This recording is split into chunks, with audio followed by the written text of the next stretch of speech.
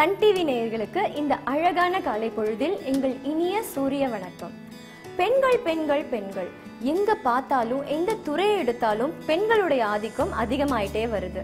பெண்கள் வெறும் அழகானவங்க மட்டும் இல்ல, ரொம்ப திறமையானவங்களும் கூட.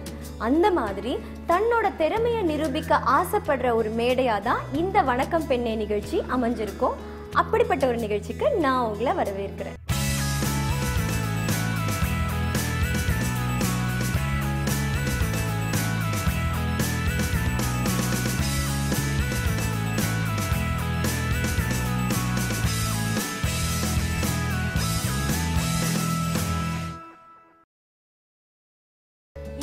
சமையல் புதிது பகுதியில மீன் தான் ஸ்பெஷல். மீனோட நிறைய மல்லி சேர்த்து செஃப் சிவகுமார் நாகை மல்லி மீன் வறுவல் எப்படி செய்யறதுன்னு கத்துக் கொடுக்க போறாரு.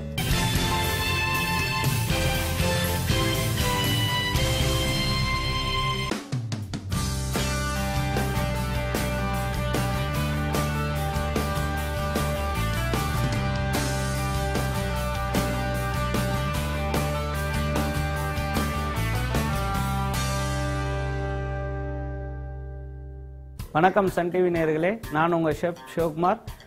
வணக்கம் பெண்ணை நிகழ்ச்சியில் உங்களை அன்புடன் வரவேற்கிறேன். நாம் இன்றைக்கி பண்ண போகிற டிஷ் வந்து பார்த்திங்கன்னா நாகை மல்லி மீன் வறுவல். வாங்க இது எப்படி செய்கிறதுன்றதை பார்க்கலாம்.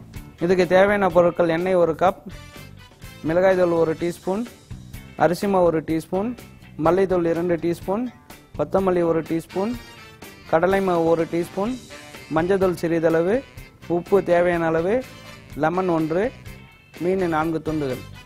இதுக்கு என்ன செய்யணும்னா, மீனை வந்துட்டு 4 துண்டுகளை வந்து முதல்ல எடுத்து போட்டுட்டு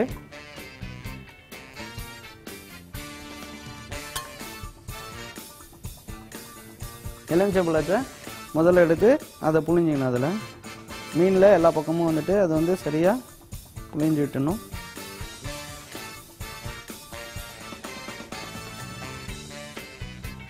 அதுக்கப்புறமா கொஞ்சமாக வந்துட்டு உப்பு வந்துட்டு அதில் வந்து ஆட் பண்ணிக்கணும்.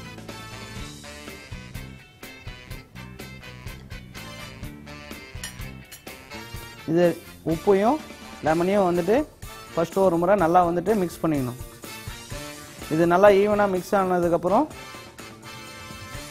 மிளகாய் தூளை வந்து 1 டீஸ்பூன் வந்துட்டு அதில் ஆட் பண்ணிக்கணும். மிளகாய் தூள் வந்து முன்னாடியே வந்துட்டு நம்ம ஆட் பண்ணும்போது வந்து பார்த்திங்கன்னா அதில் வந்துட்டு காரத்தன்மை வந்துட்டு நல்லா இருக்கும்.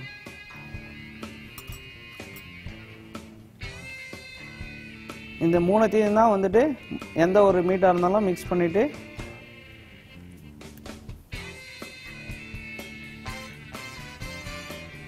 அதுக்கு அடுத்தபடியாக மல்லித்தூள் 1 ஸ்பூன் போட்டுக்கணும்.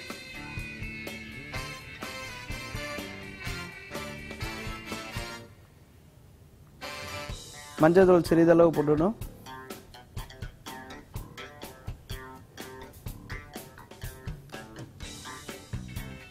அரிசி மாவு 1 ஸ்பூன்,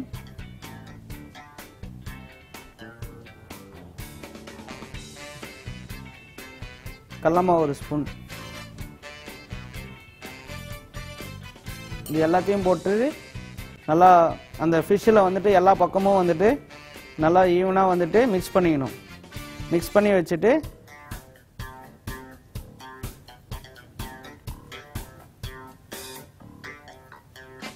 இப்போ நம்ம வந்து கொத்தமல்லியை வந்துட்டு இதில் வந்துட்டு இதை வந்து நல்லா பிசைஞ்சிட்டு ஒரு 5 நிமிஷம் வந்துட்டு ஊற வச்சுக்கணும்.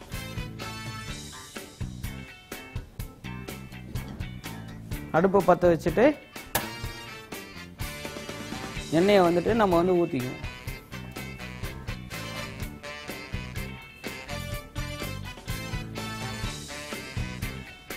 இப்போ எண்ணெய் சூடாயிடுச்சு. இப்போ ஊற வச்சிருக்கிற மீனை ஃப்ரை பண்ணுவோம்.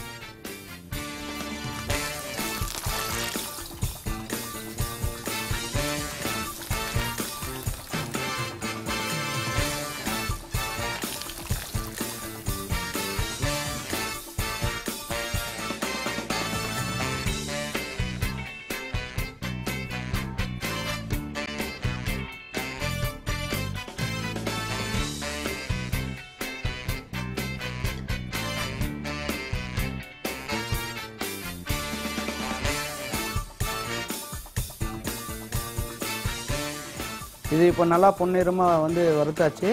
இப்போ இது வந்து நம்ம ஒரு பிளேட்லேயே எடுத்து வச்சிடலாம்.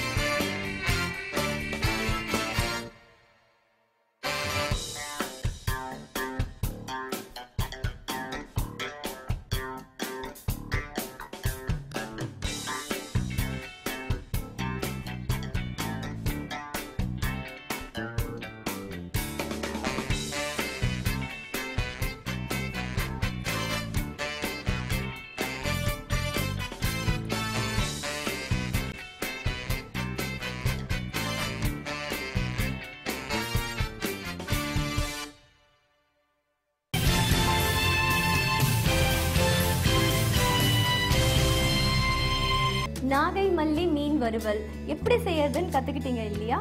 அடுத்ததா பெண்ணுடைய உடல்ல இருக்க தனித்துவமான ஒரு விஷயத்தை பத்தி தான் ஒரு சின்ன இடைவேளைக்கு அப்புறமா பார்க்க போறோம்.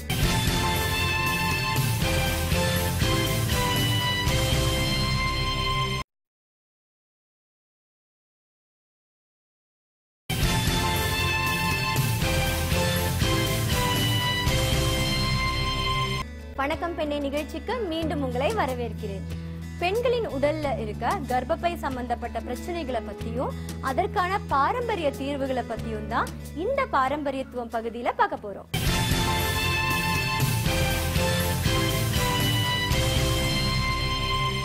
சன் தொலைக்காட்சி நேயர்களுக்கு வணக்கம். இன்னைக்கு நம்ம பார்க்க போறது பெண்களுக்கு ஏற்படக்கூடிய கர்ப்பப்பை சம்பந்தமான பிரச்சனைகளை பத்தி தான்.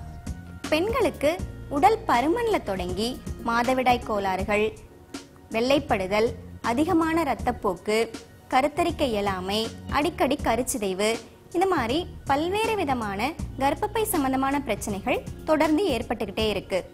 இதுக்கு நம்ம பாரம்பரிய மருத்துவத்துல நிறைய எளிய மருத்துவ முறைகள் இருக்கு. அதுல சிலதை பத்தி தான் நம்ம இன்னைக்கு பார்க்க போறோம். முதலாவதா கற்றாழை. கற்றாழைக்கு இன்னொரு பேரே குமரி அப்படின்னு சொல்லுவாங்க. அதனால இது பெண்கள் சம்பந்தமான நோய்களுக்கு, குறிப்பா கர்ப்பப்பை சம்பந்தமான பிரச்சனைகளுக்கு ஒரு சிறந்த மருந்தா செயல்படும். இந்த கற்றாழைய தோல் நீக்கிட்டு உள்ள இருக்க சதை பகுதியை மட்டும் எடுத்து 7 to 10 முறை கழுவி நம்ம பயன்படுத்திக்கிட்டு வரலாம். அடுத்ததா அசோகு. இந்த அசோக மரப்பட்டையை எடுத்து நம்ம கஷாயமிட்டு குடிச்சிட்டு வந்தோம் அப்படின்னா நம்ம கருப்பையை அது நல்லா பலப்படுத்தும். அடுத்ததா சோம்பு. நம்ம வீட்டில் இருக்கக்கூடிய சோம்பை எடுத்து இளவருப்பா வறுத்து பொடிச்சு சர்க்கரை கலந்து நம்ம சாப்பிட்டுட்டு வந்தோம் அப்படின்னாலே நம்ம கருப்பையை அது நல்லா பலப்படுத்தும். அடுத்ததா உளுந்து.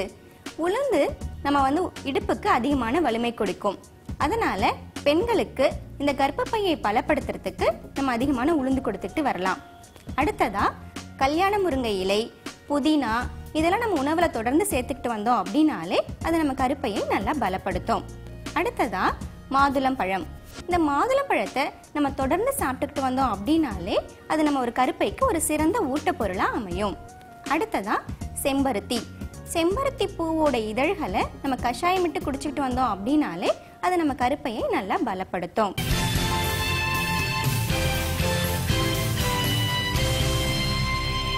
இதே மாதிரி பெண்களுக்கு பயனுள்ளதா இருக்கிற பாரம்பரிய மருத்துவ தீர்வுகளை பத்தி அடுத்த பாரம்பரியத்துவம் பகுதியில நாம பார்க்கலாம்.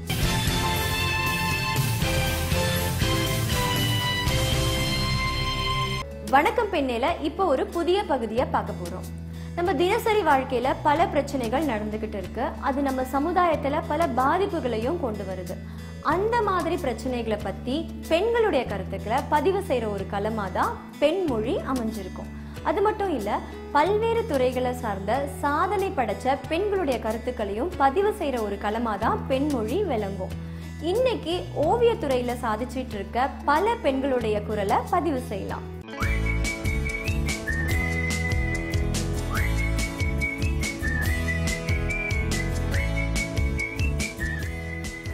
ஹலோ, நான் வருணா.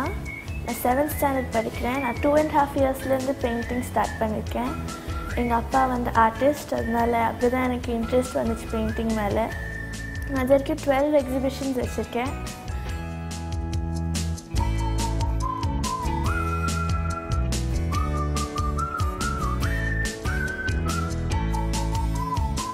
ஸ்டெல்லா மேரிஸ் காலேஜில் ஃபைன் ஆர்ட்ஸ் அண்டர் கிராஜுவேஷன் பண்ணேன்.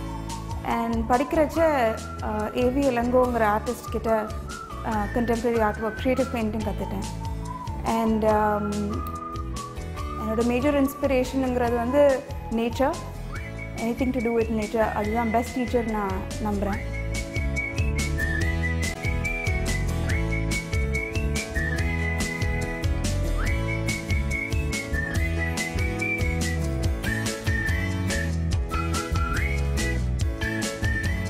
என்னோட ஆர்ட்ஸ் இன்ட்ரெஸ்ட் வந்து ரொம்ப சின்ன வயசில், ஒரு 1.5 வயசில் இருக்கும்போதே எங்கள் அப்பா அம்மா வந்து கலர் பெயிண்ட் எல்லாம் கொடுத்துட்டு நிறைய கதைகள் சொல்லுவாங்க. அந்த கதைகளில் வந்து எப்போவுமே வந்து ஒரு ஆர்டிஸ்ட்டு, ஒரு குரங்கு வந்து ஒரு ஆர்டிஸ்ட்டாக இருந்ததாக ஒரு கதை சொல்லுவாங்க. ஸோ அப்போதுலேருந்தே வந்து எனக்கு வந்து என் மனசில் நானும் அந்த குரங்கு மாதிரி ஆர்டிஸ்ட் ஆகணும் அப்படின்னு சொல்லி ஒரு இன்ட்ரெஸ்ட் உண்டு.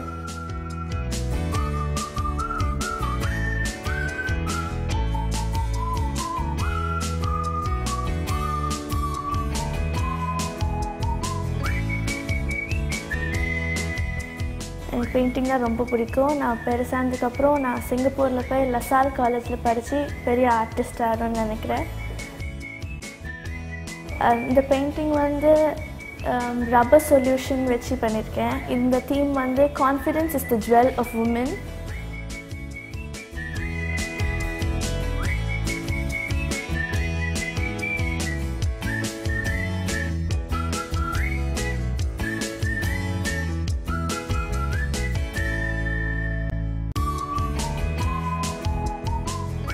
நான் ஒரு கலைஞராக, ஒரு ஆர்டிஸ்டாக இருக்கிறது வந்து ஒரு இம்பார்ட்டண்ட் விஷயம். அதோட நான் இந்த மாதிரி குழந்தைங்களுக்கு, பெரியவங்களுக்கு எல்லாருக்குமே வந்து கலை உணர்வு எப்படி சொல்லித் தருது, கலைனா என்ன, கலையை வந்து நம்ம எப்படி எக்ஸ்பீரியன்ஸ் பண்ண முடியும், அந்த உணர்ச்சியை வச்சுட்டு நம்ம என்னெல்லாம் கற்றுக்கலாம், நம்மளை பற்றியே நம்ம என்ன ஒரு ரிசர்ச் மாதிரி ஒரு சிந்தனை எப்படி நம்மளை பற்றியே வளர்த்துக்கலாம், இப்படி இந்த மாதிரி பல விஷயங்கள்ல எனக்கு இன்ட்ரெஸ்ட் உண்டு.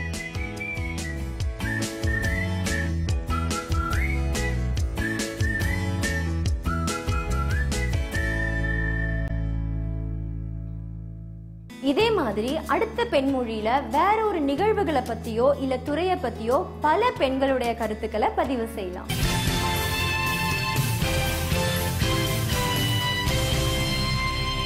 இன்னைக்கு வணக்கம் பெண்ணில நீங்க பார்த்த எல்லா விஷயங்களும் உங்களுக்கு ரொம்ப பிடிச்சிருக்கும். இதே மாதிரி இன்னும் பல பயனுள்ள தகவல்களோட அடுத்த வணக்கம் பெண்ணில நாம சந்திக்கலாம். நன்றி, வணக்கம்.